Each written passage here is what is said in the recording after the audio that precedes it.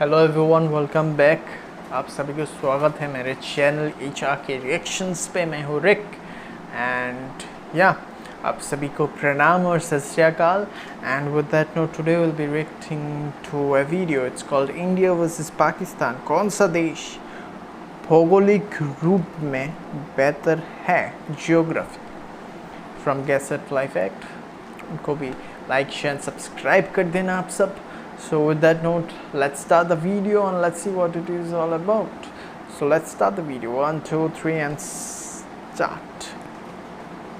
Hello friends, मैं गौरव और हम इतने भोले भाले हैं कि अंग्रेजों ने हम भारत के लोगों को डिवाइड एंड रूल का पाठ पढ़ाया और हमने इसे ही फॉलो करके इंडिया पाकिस्तान का बंटवारा कर लिया। पर सोचो, कभी अगर बंटवारा हुआ ही नहीं होता तो क्या स्थिति होती? इंडिया पाकिस्तान आज ही एक भारत का हिस्सा होते तो भारत की मिलिट्री आज दुनिया की दूसरी या तीसरी सबसे बड़ी मिलिट्री होने के साथ ही दुनिया की तीसरी सबसे बड़ी न्यूक्लियर वेपन वाली कंट्री भी होती। यही नहीं, आने वाले 74th इंडिपेंडेंस डे तक पाकिस्तान की 4 जंगों में, इंडिया पाकिस्तान के बंटवारे में और आज तक भारत पर हुए टेररिस्ट अटैक में मारे गए लाखों शहीदों की जानें भी नहीं जाती। और इसी के साथ इंडिया पाकिस्तान की जीडीपी मिलाकर हमारे देश की जीडीपी यूके की जीडीपी को पीछे छोड़कर दुनिया की 3rd लार्जेस्ट जीडीपी होती। पर यह सब सिर्फ तभी होता अगर इंडिया आज भी 1947 के पहले वाला भारत होता। लेकिन ऐसा नहीं है। इंडिया और पाकिस्तान 2 टुकड़ों में बंट चुके हैं और आज अगर ये एक होते तो चाइना से आगे निकलकर एशिया के डेवलप्ड कंट्री नहीं बल्कि एक सुपर पावर कंट्री बन चुके होते।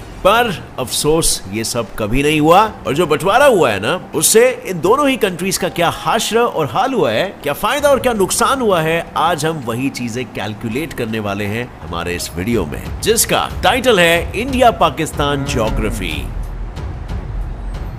बंटवारे के बीच तो अंग्रेजों ने भारत में आते ही बो दिए थे, लेकिन जब ब्रिटिशर्स वर्ल्ड वॉर 2 में हार गए तब उनके पास इंडिया को गुलाम बनाए रखने के लिए पैसे नहीं बचे और इसीलिए उन्होंने भारत को लूट लेने के बाद फिर अपने देश वापस जाने की तैयारी कर ली। लेकिन जाते जाते भी अंग्रेजों ने भारत की बर्बादी के लिए एकदम आजादी के साथ इंडिया पाकिस्तान के बंटवारे का तोहफा दिया।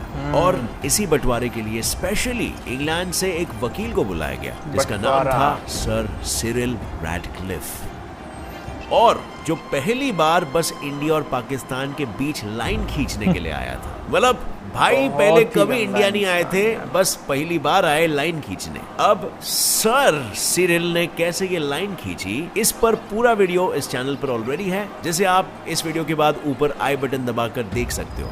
मगर शॉर्ट में बताऊं तो सर सिरिल ने रिलीजन के बेसिस पर बंटवारा कर दिया था। पर इस टेढ़ी मेढ़ी लाइन को खींचते वक्त उन्होंने बॉर्डर्स का बिल्कुल भी ख्याल नहीं रखा, जिस वजह से आज ये दोनों कंट्रीज में प्रॉब्लम है और पाकिस्तान के जियोग्राफिक बॉर्डर्स की हालत काफी खराब है,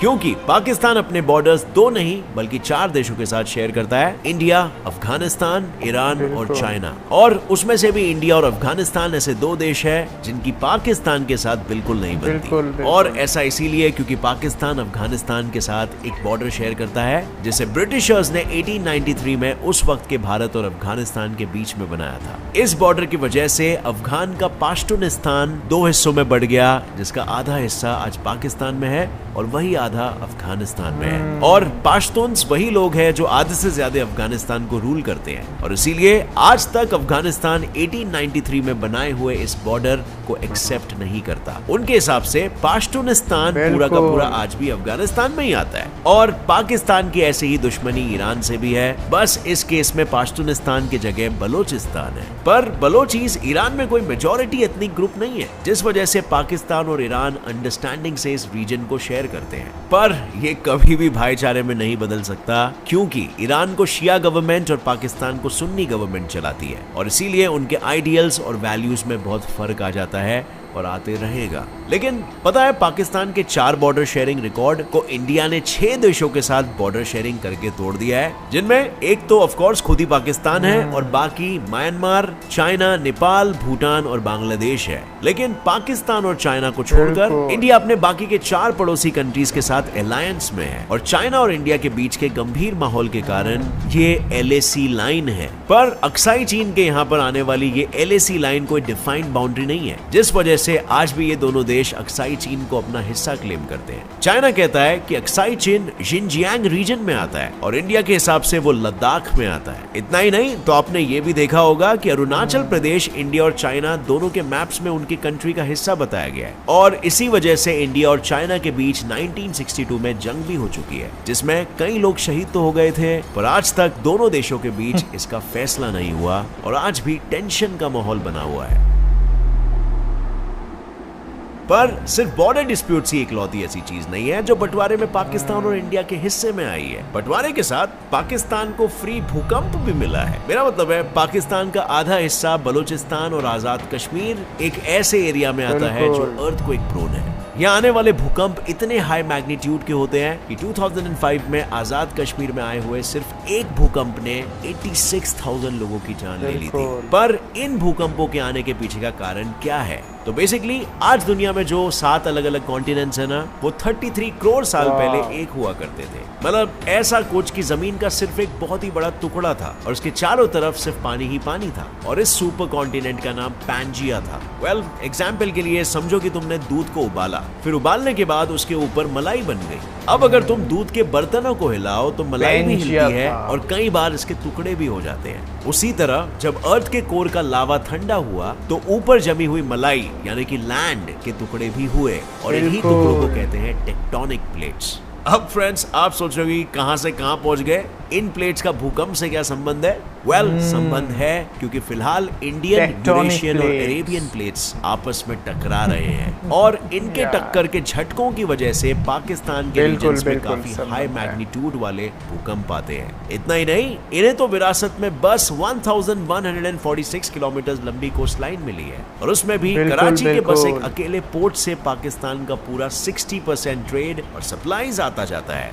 मतलब अगर कल को किसी देश ने इस पोर्ट को कैप्चर कर लिया तो पूरा का पूरा पाकिस्तान लैंडलॉक हो जाएगा और पाकिस्तान के आधे से ज्यादा ट्रेड और सप्लाईज ठप पड़ जाएंगे। अब फ्रेंड्स, अगर आप पाकिस्तान के प्रॉब्लम्स पर दुखी हो तो उससे पहले मैं आपको यह भी बता दूं कि बंटवारे के बाद इंडिया के हिस्सों में भी काफी प्रॉब्लम्स आए, जैसे कि फ्लड्स, अर्थक्वेक्स और ड्राउट्स।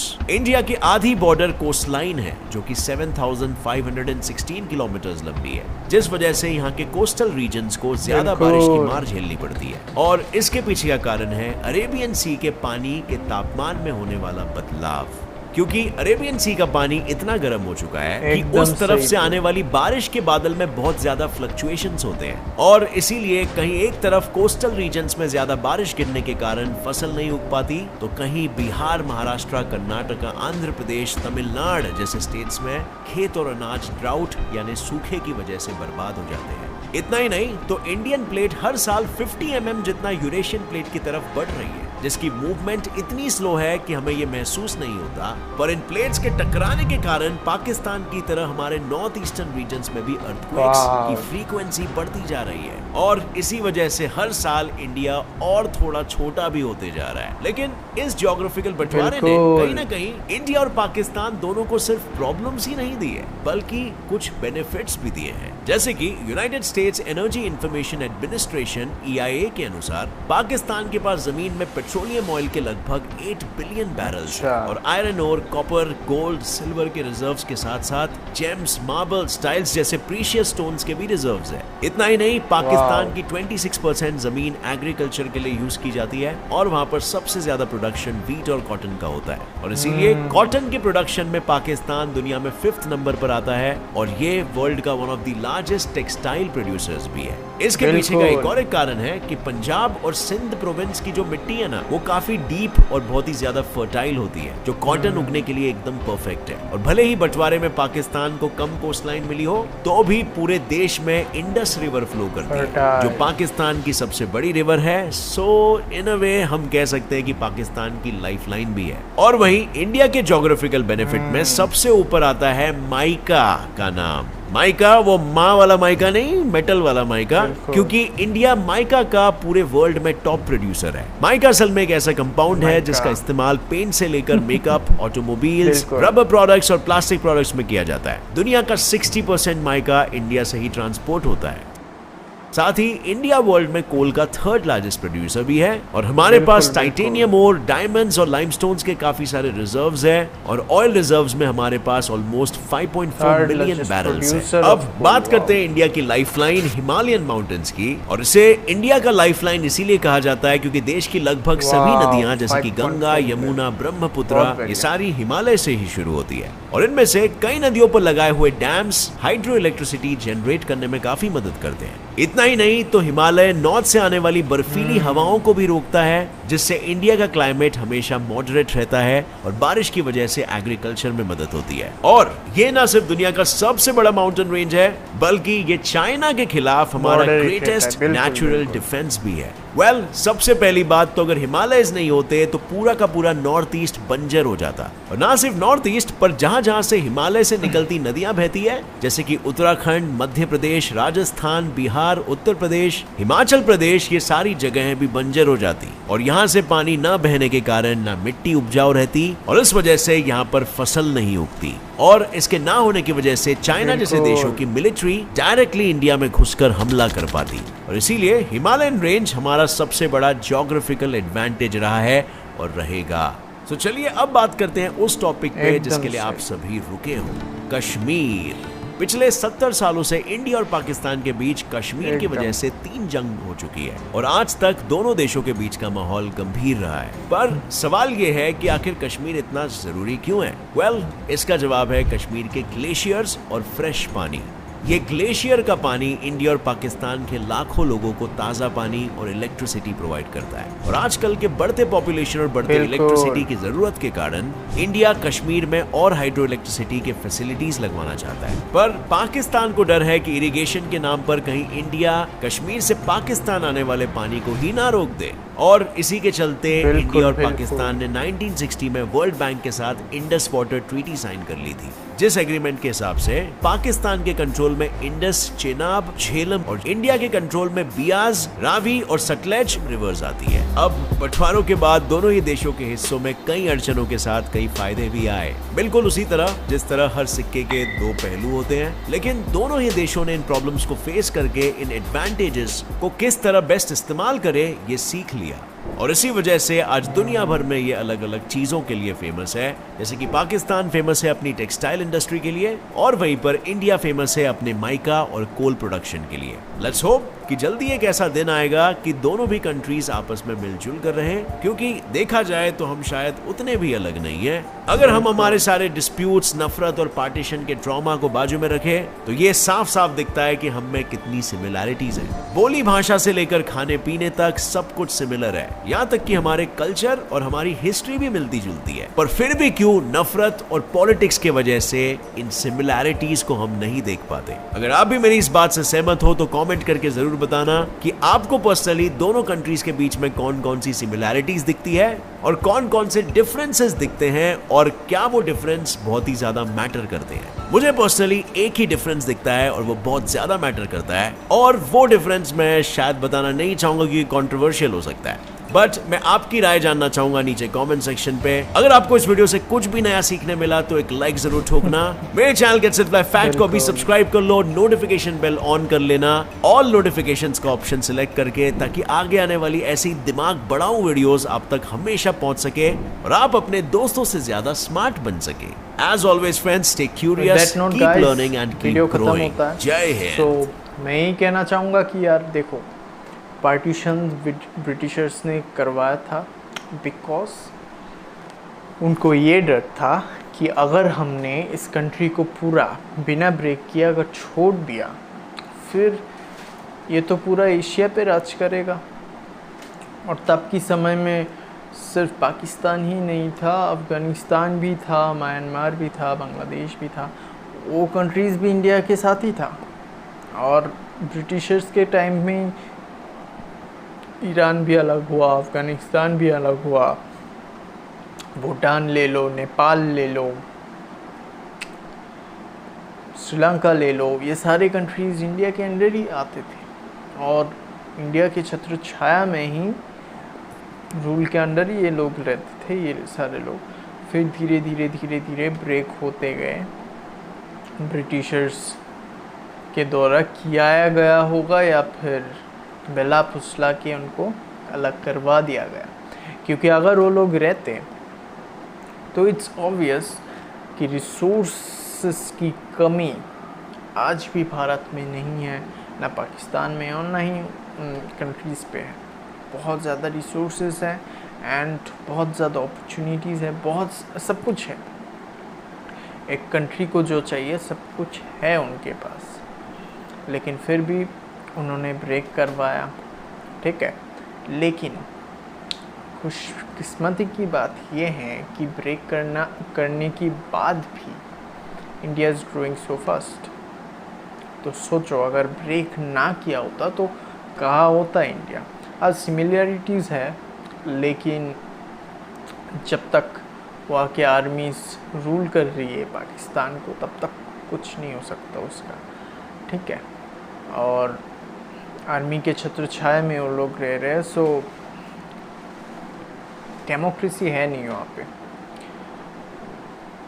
कम्युनिस्ट की तरह ही वहाँ पे एक सरकार चला रहा है और यहाँ पे एक आर्मी वाला कम्युनिस्ट है जो चला रहा है उस देश को।